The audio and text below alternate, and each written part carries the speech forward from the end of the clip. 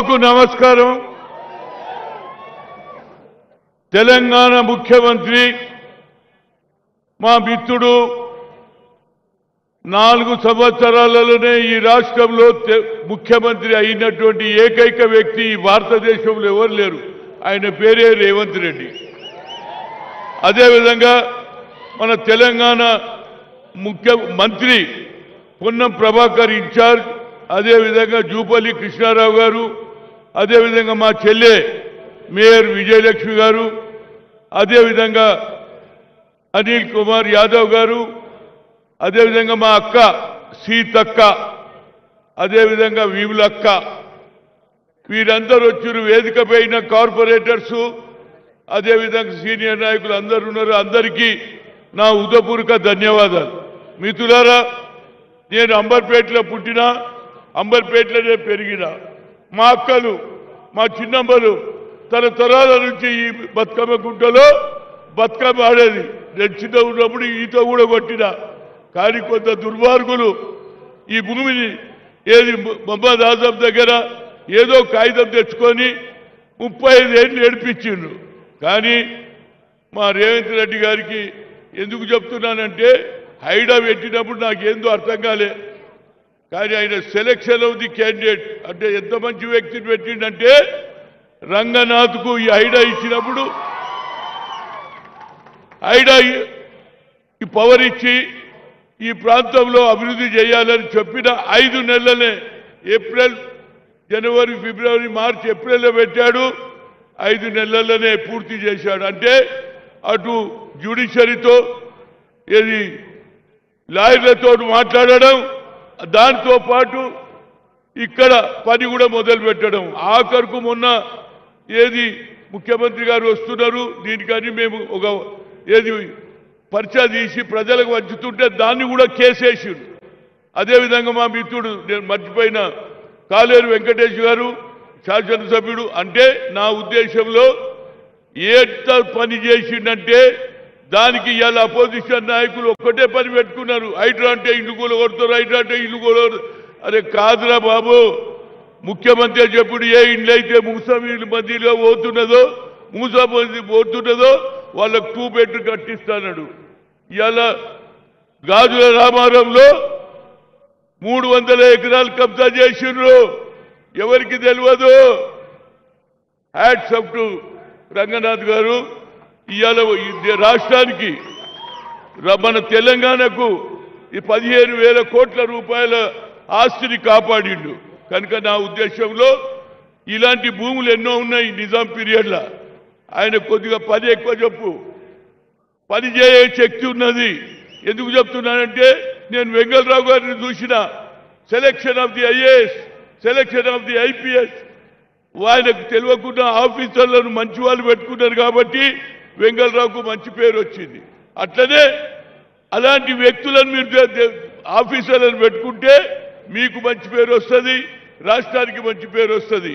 దీనికి కారణం ఏంటంటే, ఇవాళ ఎవరు కిషన్ రెడ్డి గారు, అరే నువ్వు ఎంతసేపటికి ఇడనే ఉంటావు, ఏం చేసినావు ఈ 5 ఏళ్ళ? నేనన్నా చేసిన ఒక శాసనసభ్యుడుగా ఈ ప్రాంతంలో ఆనాడు చెన్నారెడ్డి గారు ముఖ్యమంత్రి ఉన్నప్పుడు సిపిఎల్ ల్యాండ్లో మేము పిల్లలు ఏది ఫుట్బాల్, క్రికెట్ ఆడుతుంటే కొట్టడం జరిగింది. గొడవ చేసినా అందులో భాగమే. ఇవాళ మాకు ఏది గ్రౌండ్ దొరికింది, అందులోనే క్రికెట్, ఫుట్బాల్ ఆడుతున్నాం. అందులోనే Rajiv Gandhi international swimming pool కట్టించాము. అదేవిధంగా ఇవాళ బతుకమ్మ కుంట చెప్పడంతో ఇమీడియట్గా రంగనాథ్ పిలిచి చెప్పావు. I hats off to Ranganath garu. అదేవిధంగా ఇంకా 2 పనులు ఉన్నాయి. ఆనాడు ఏది రాజశేఖర్ రెడ్డి గారు ఉన్నప్పుడు ఆనాడు ఇక్కడ ఏది ఫౌండేషన్ కూడా చేసినాం గౌతు లచ్చన్న పేరు మీద. కానీ ఆయన పోయిన తర్వాత జ్యోతిరావు పూలే ఆడిటోరియం కట్టిమన్నాం. అది కూడా మొహమ్మద్ ఆజం సరెండర్ ల్యాండ్. కనుక దాన్ని ఈ ప్రాంతం ఇప్పుడే మా మిత్రుడు ఎమ్మెల్యే చెప్పిండు కదా, ఇక్కడ బడుగు బలైన వర్గాలు ఎక్కువ ఉన్నారు, పేదవాళ్ళు ఎక్కువ ఉన్నారు. చిన్న చిన్న ఫంక్షన్స్, బర్త్డేనా, అదేవిధంగా మ్యారేజా, అదేవిధంగా యూనివర్సిటీకి దగ్గర ఉంది, లైబ్రరీ కూడా వస్తుంది. అది నిజంగానే గవర్నమెంట్ సరెండర్ చేసిన ల్యాండ్ మహదాసం దాన్ని కూడా ఆక్రమించుకోవాలి కొందరు ప్రయత్నం చేస్తున్నారు. అదేవిధంగా స్కూల్కు ఉర్దూ మీడియం తెలుగు మీడియం అది కూడా సరెండర్ చేసిన ల్యాండే ఏది మొహమ్మద్ ఆజం కనుక దాన్ని కూడా పూర్తి చేయాలని అదేవిధంగా ముఖ్యమంత్రి గారు ఇవాళ అనవసరంగా కొందరు ఏది హైడాను అనవసరంగా అన్పాపులర్ చేస్తున్నారు. ఆయన అన్పాపులర్ కాదు. ఇవాళ మొన్న వర్షాలు వస్తే నేను చూసిన ఎన్ని ఇమీడియట్ గా పోతున్నాడు ఆ ప్రాంతానికి. అదేవిధంగా ఇక్కడ కలెక్టర్ గారు ఉన్నారు, వారందరూ కూడా చూస్తున్నారు. ఎందుకంటే నా ఉద్దేశంలో Hyderabad number 1 city being a former sports minister I'm really appreciating you.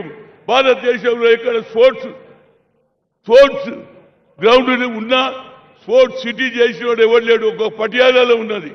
అందుముందే Rajiv Gandhi ఆలోచన మేరకే దేశంలో ఏషియన్ గేమ్స్ చేసిన వ్యక్తిగా ప్రతి సంవత్సరం గత 18 ఏళ్ల నుంచి రాజీవ్ గాంధీ ఇంటర్నేషనల్ 2020 అండర్-19 అండర్-17 అండర్-20 అండర్-14 చేస్తున్నా.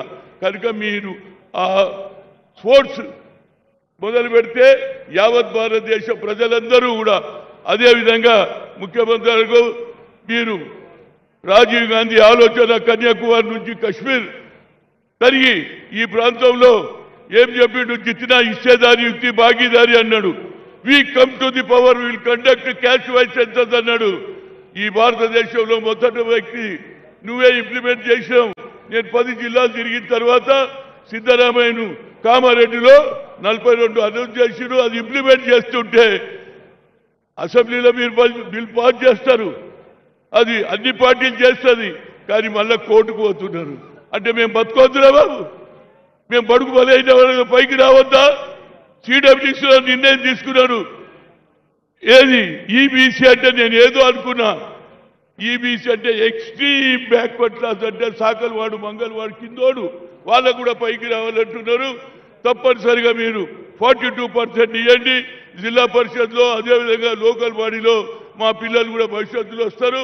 గతంలో సోనియా గాంధీ కూడా ఐఐటి ఐఐఎంలో రిజర్వేషన్ లేదని సుప్రీంకోర్టు కొట్టేస్తే ఆ రోజులు మా తల్లి దగ్గర పోయిన అమ్మా, talent is not anybody's property, God has given everybody, we should give opportunity అంటే ఆమె మన్మోహన్ సింగ్ బిల్లు పార్లమెంట్లో బిల్లు పెడితే బిల్లు పాస్ అయింది.